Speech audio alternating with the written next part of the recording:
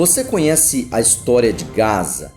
Quando ouvimos falar sobre a faixa de Gaza atual, na verdade é um território que recebeu o nome de uma das principais cidades dos filisteus do tempo bíblico, região que também era conhecida historicamente como Fenícia.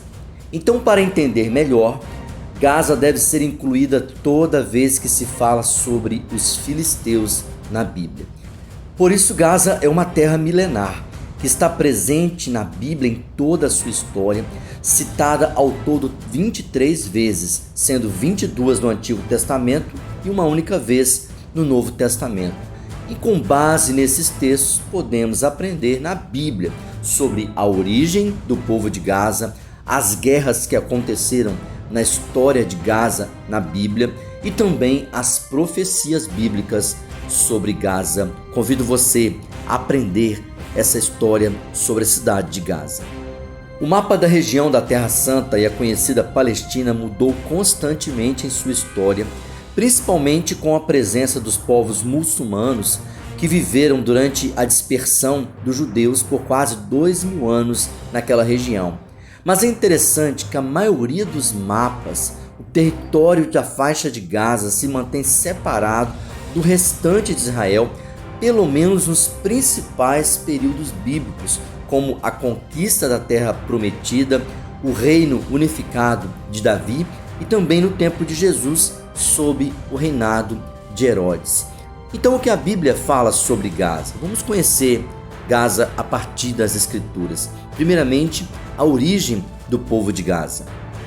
Segundo o texto de Gênesis capítulo 10, versículo 19, a fronteira dos cananeus foi desde Sidom indo para Gerar até Gaza.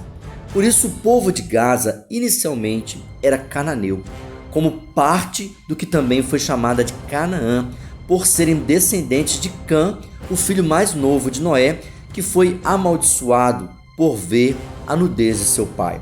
E essa maldição seria que o povo enfrentaria muitas lutas e muitas guerras durante a sua vida. Mas Gaza também fazia parte da Filístia, terra dos filisteus, onde haviam gigantes no tempo antigo, conhecidos como Enaquins ou Refaíns. Mas de onde vieram os filisteus que deram origem ao povo de Gaza?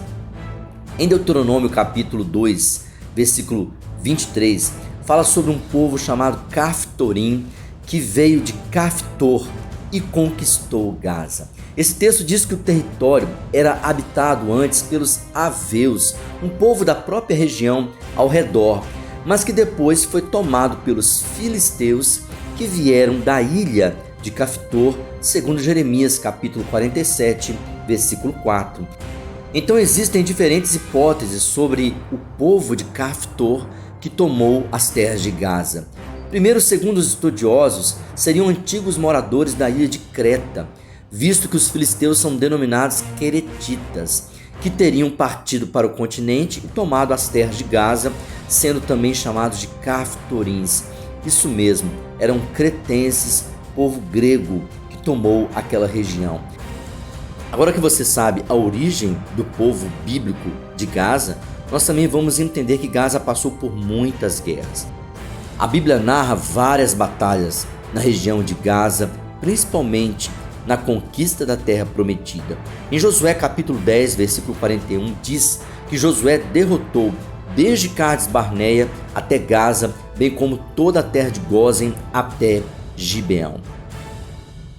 O povo de Israel começa a atacar Gaza quando Josué liderava a conquista da terra de Canaã e após a famosa batalha de Gibeão, quando o sol e a lua pararam e os israelitas derrotaram 5 reis, depois mais 7, chegando até o território de Gaza, mas sem dizer claramente que ela teria sido conquistada. Depois em Josué capítulo 11, versículo 22, quando Josué derrotou os gigantes Enaquins, alguns sobreviventes ficaram em Gaza, que parece ter sido um refúgio, mas as guerras começaram a cessar com a conquista de Canaã e a distribuição das terras para o povo de Israel. E quando Josué já estava idoso, no capítulo 13 narra que Deus lhe falou que ainda faltavam terras para serem conquistadas e citou o território de Gaza como não conquistado. Este é um dado importante, visto que na conquista da terra prometida, Gaza não foi alcançada, mas é incluída na promessa de conquista em Josué capítulo 15, versículo 47. Na distribuição das terras, o povo de Judá recebeu essa promessa de conquistar Gaza e o limite do mar Mediterrâneo até o sul, na fronteira com o rio Nilo, no Egito. Mas somente no tempo dos juízes, após a morte de Josué, que o povo de Judá finalmente conquistou Gaza, contudo se limitando às partes montanhosas da região dos filisteus, visto que nas partes baixas eles tinham carros de ferro, o que mostra que o povo da região era preparado para se defender.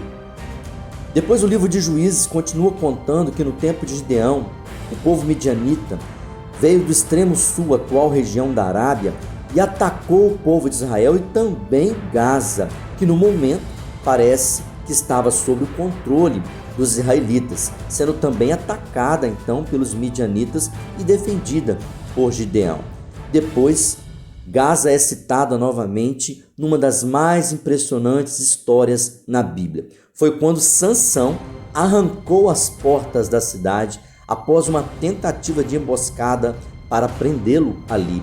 Mas em Gaza também foi o local onde Sansão se entregou diante da sua maior fraqueza, que era na vida emocional. Foi perto dali que Sansão conheceu Dalila.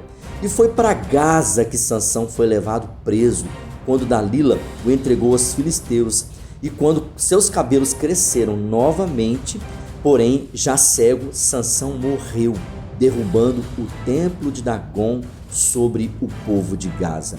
Já no livro de Samuel, quando os filisteus raptaram a Arca da Aliança de Israel, levaram ela para o templo de Dagon, e uma grande maldição veio sobre eles, surgindo tumores no povo. Quando tentaram devolver a arca, os sacerdotes filisteus mandaram fazer 5 tumores de ouro como ofertas pelos seus povos, inclusive por Gaza. Já no livro de Reis, o período do rei Salomão, Gaza foi conquistada e havia paz entre os povos que pagavam tributo a Israel. No reino de Ezequias, ainda no segundo livro de Reis, novamente houve guerra contra Gaza, que foi conquistada, mas isso durou pouco tempo, porque logo em seguida Israel foi levada para o cativeiro da Síria e Gaza continuou a sua história. Mas os profetas anunciam várias profecias sobre Gaza. O profeta Jeremias anunciou que a ira do Senhor atingiria os povos, inclusive os filisteus em Gaza, avisando que o povo de Judá seria levado para o cativeiro da Babilônia durante 70 anos, juntos com essas nações.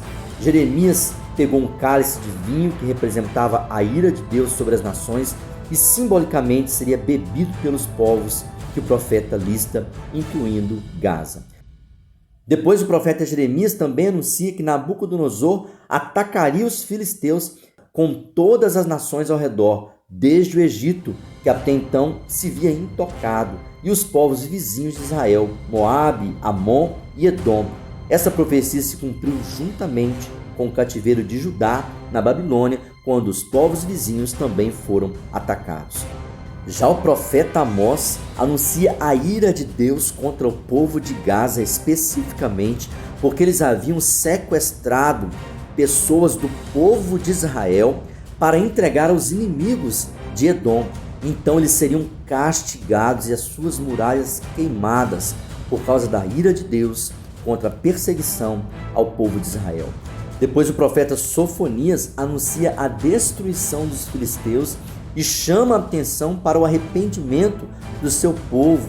Contudo, declara que Judá iria tomar as terras até o litoral, passando por Gaza. E por fim, o profeta Zacarias fala que o povo de Gaza seria tomado por outros povos e devastados por causa do seu orgulho.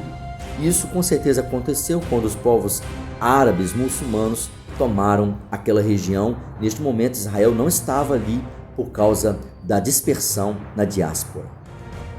E o último texto que cita Gaza na Bíblia está no Novo Testamento e é a única vez que aparece então no tempo da graça. Em Atos capítulo 8, versículo 26, fala quando Filipe foi evangelizar o eunuco e ele então passou pelo caminho de Jerusalém a Gaza. E foi ali que aquele homem conheceu o evangelho e levou para o povo etíope. Neste momento, Gaza é citada no Novo Testamento, fala sobre a evangelização. Isso talvez nos chame a atenção para evangelizar este povo, para levar a mensagem do Senhor, de que a guerra tem fim, que há paz e que Deus também quer salvar esta nação. Esse período do Antigo Testamento, de tantas guerras que marcou a história bíblica, agora nos aponta para uma nova época, uma nova aliança de paz em Deus, que devemos anunciar a salvação para todos os povos. E cremos que Jesus também morreu para salvar o povo de Gaza. Que Deus abençoe.